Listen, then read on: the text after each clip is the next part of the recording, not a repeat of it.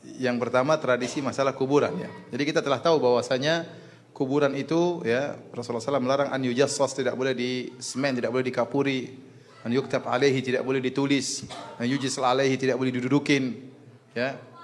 Kemudian tidak boleh sholat ke arah kuburan, tidak boleh dikasih lampu dan ya, yang lain-lainnya.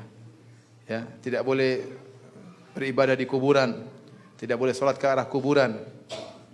Kata Ibnu Qayyim, seluruh larangan Nabi tentang kuburan dilanggar. Seluruh larangan Nabi tentang kuburan apa? Dilanggar. Rasulullah SAW pernah bersabda, kuntu nahaitukum an ziyaratil kubur. Aku pernah melarang kalian untuk ziarah kuburan. Fal'ana fazuruha. Sekarang ziarahilah. Fa innaha tudzakirukumul akhirah. Karena bisa mengingatkan kalian kepada hari akhirat. Pertanyaan, kenapa Nabi pernah melarang ziarah kubur? Al-Muhallab pernah berkata, dinukil oleh Ibnu Hajar, karena di awal-awal Islam Nabi takut sahabat baru masuk Islam terjerumus dalam kesyirikan. Kenapa? Karena khawatir terjerumus dalam pengagungan terhadap penghuni apa? Kubur.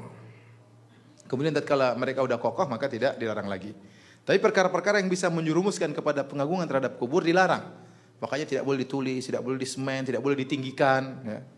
Sampai-sampai dalam Sahih Muslim kata Ali bin Abi Thalib, ala aba'athuka, ala kepada Abil Hayyaj, ala aba'athuka ala ma ba'athani Rasulullah sallam, maukah aku tugaskan engkau, aku utus engkau sebagaimana Nabi pernah menugaskan aku. Alla tada timthalan illa tamastahu, wala tada qabran musyrifan illa sawaitahu. Tidaklah kau melihat sebuah patung pun kecuali kau hancurkan, dan jangan kau tinggalkan ada kuburan yang tinggi kecuali kau ratakan. Itu Nabi pernah tugasin Ali untuk meratain apa? Kuburan. Ya. Namun kenyataannya sekarang kita tidak bisa menjalankan tugas tersebut. Ya. Kuburan tinggi ditinggikan, sebagian kuburan diibadahi, sebagian kuburan orang datang minta-minta. Ya. Bahkan saya katakan kalau ingin cari uang paling gampang, antum beli tanah agak-agak jauh, terus nanti pasang ada kuburan mbah ini 500 meter, orang pasti datang ramai. Ya. Meskipun kuburan palsu nggak ada kuburannya, bilang aja 500 meter kuburan mbah ini, orang pasti ramai datang. Ya.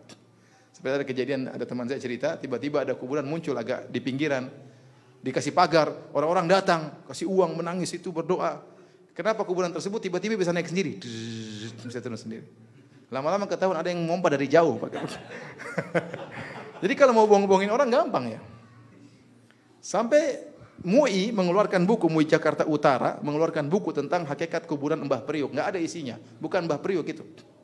Tapi orang bela mati-matian, padahal nggak ada di situ. Sampai MUI, saya baca bukunya langsung tentang hakikat kuburan Mbah Priuk itu nggak ada orangnya di situ. Tapi orang bela-belain sesuatu yang tidak ada. Subhanallah. Ya. Qadarullah, kenyataannya misalnya keluarga kita sudah ditinggikan kuburannya. Ya, kita lihat, kita boleh bernahi mungkar, tapi ingat harus melihat maslahat dan apa? Mudarat. Kalau kemudaratnya lebih besar maka tidak bisa kita lakukan. Ya. Tapi kalau ternyata mudaratnya ringan, bisa kita ratakan dan kita punya hak untuk merubah kuburan tadi, maka silakan. Tapi kalau ternyata keluarga kita juga nggak setuju, yang punya mbah bukan cuma kita saja, cucunya banyak tidak setuju, ya bagaimana lagi? Itu di luar kemampuan kita. La yukallifullahu nafsan illa wus'aha. Kalau tidak membani di luar kemampuan. Pertanyaan berikutnya,